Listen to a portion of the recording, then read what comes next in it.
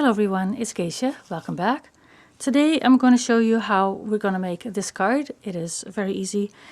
And the base for these cards is the T card that I showed in a previous video how to make. So if you haven't seen that yet, just go back and go see it. I will put a link in the top of the video. And so first I'm going to pick my T card. This is the one that I picked, and we'll keep this one as reference. So then the next layer back is thread. So for this card I've chosen some yellow thread. So I just grabbed a spool that would work with this card, and I just unwound a whole lot until I thought I had enough, and also that it was big enough so that my card will cover it when I put it on top. So then the next layer down is two different book pages. One is a dictionary page and one is a book page. So I have a dictionary page and a book page. Then the base layer is, I used the book page that I painted, but you could use copy paper, and we'll get to the making of the different colors in a minute. And then of course the base. I'm using 80-pound card that is either an A4 or an 8.5 by 11. And I cut it in half and then I fold it in half. But here, I don't know if you can see it, I folded it in half and I have cracks showing. Hang on. Let me put this away. Maybe you can see it better this way. So this top part has cracked a little bit because I just folded it. Now, if you score it just a little bit beforehand, before folding, so this paper is 8.5 wide. Half of that is 4 1/4. And I have this. So here I have a regular kitchen knife that I can use the back end of. So I would just place this, and the back I would slide along the ruler. So I don't know if you can see it, that I've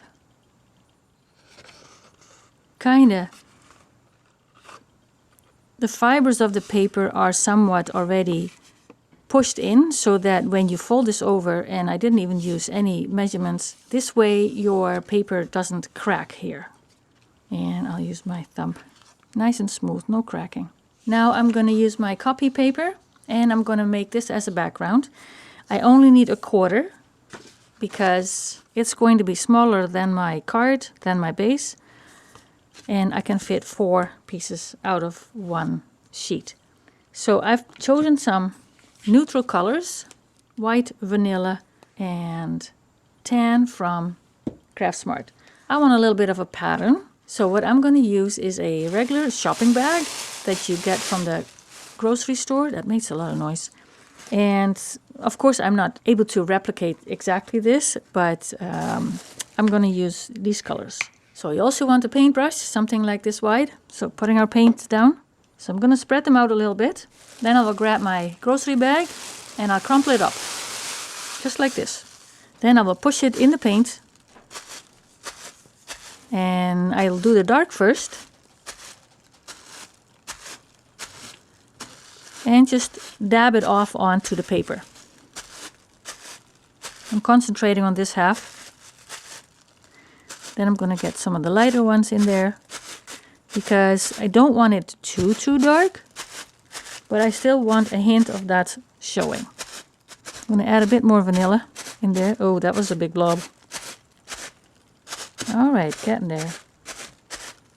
All right. Now I'm going to let this dry, and then I will come back.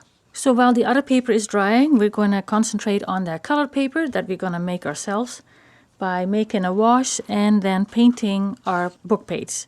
And I'm going to go with yellow.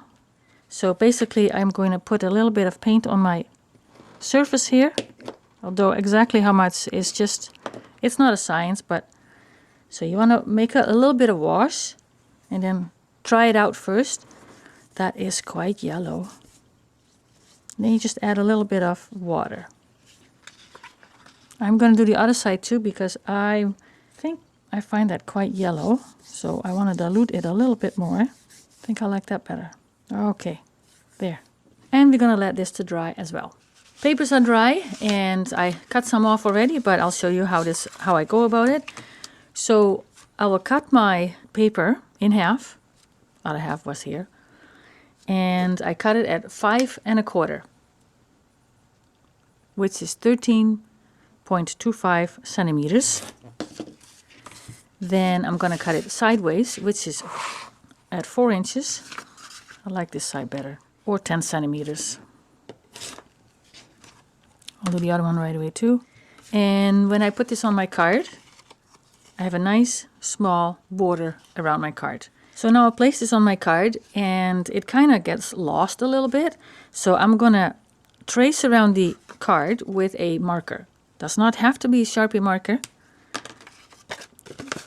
Can be any marker. Just make sure it's a dark one and grab your marker and move it sideways a bit.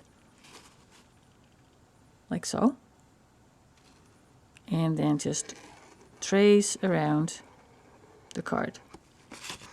If you don't have a color marker, you can use a black one. I know you don't see much now, but wait until I put it on the card. Of course, you can use an ink pad if you have any of that. See how it adds just a tiny little edge.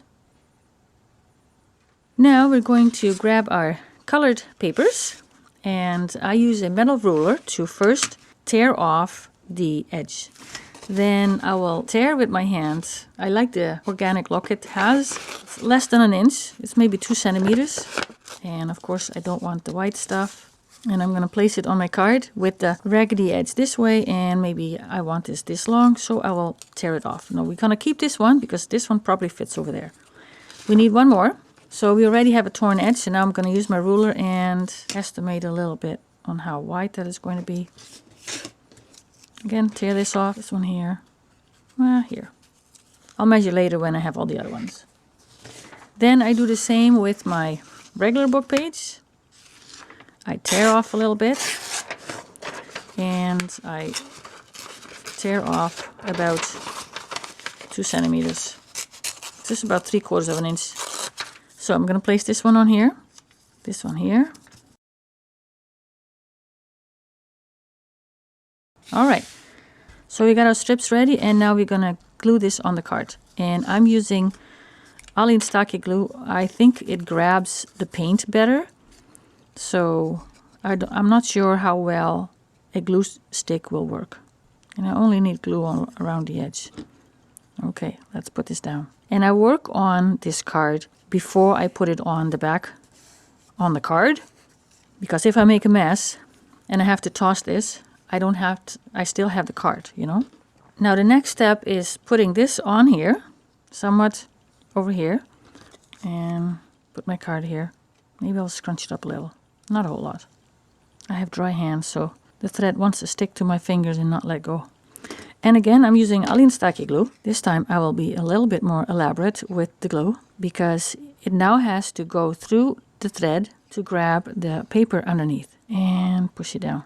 Somewhere around here and somewhat straight. So I'll hold this down first on the corners and I work my way in. I think it's on a bit crooked, but hey, it's a handmade card. Things are allowed to be unaligned a little bit. So now we're going to put this on our card here, card base, and I use double-sided tape because if I would glue this to the card will probably warp, and I don't like the look of that, so I use double-sided tape.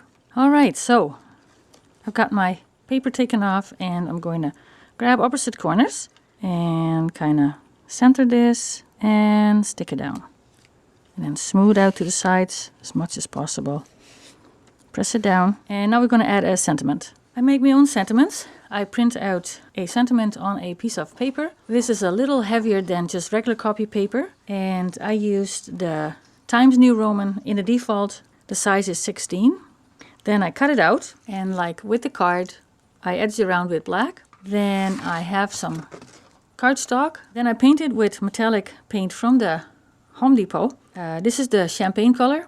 I put it in smaller containers so that it's easier accessible. I just paint the whole page with that paint. I also have gold and silver. And then I just glue these on here. Again with Allinstake glue. A glue stick does not work. It comes off. And then I cut around it. And then I can place it here. I find the edge around it gives it just a little bit more a difference. Apply some pressure, and there we have our card. Well, I hope you liked the video. give it a thumbs up, maybe subscribe, and I appreciate some comments below, and I hope to see you in the next one. Bye!